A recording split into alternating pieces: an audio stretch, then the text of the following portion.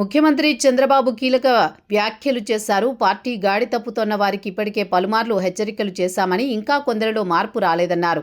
దేనికైనా ఓ పరిమితి ఉంటుందని, కొన్నాళ్లు భరిస్తామని వ్యాఖ్యానించారు. గతంలోనూ ఇలాంటి వారిని వదులుకుంటేనే తిరిగి అధికారం దక్కిందని గుర్తు చేశారు. ఇప్పుడు వారిని వదులుకోవడానికి సిద్ధమని తేల్చి చెప్పారు. తాజా సర్వేలో వెల్లడైన అంశాలను వివరించారు.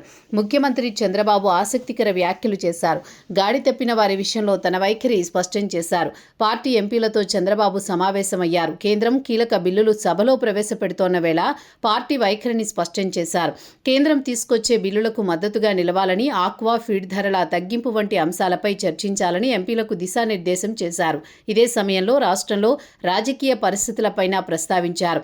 ప్రభుత్వ పనితీరుపై ప్రజల్లో సానుకూల స్పందన ఉందని, గాడి తప్పుతున్న కొందరు నాయకులపై ప్రజల్లో వ్యతిరేకత ఉన్నట్లు సర్వేల్లో తెలుస్తోందని చంద్రబాబు వివరించారు. అలాంటి వారిని దారిలో పెడతామని చెప్పారు. కొందరు అధికారులు తేడాగా వ్యవహరిస్తున్నారని, వారిని సెటరైట్ చేస్తామని చెప్పుకొచ్చారు.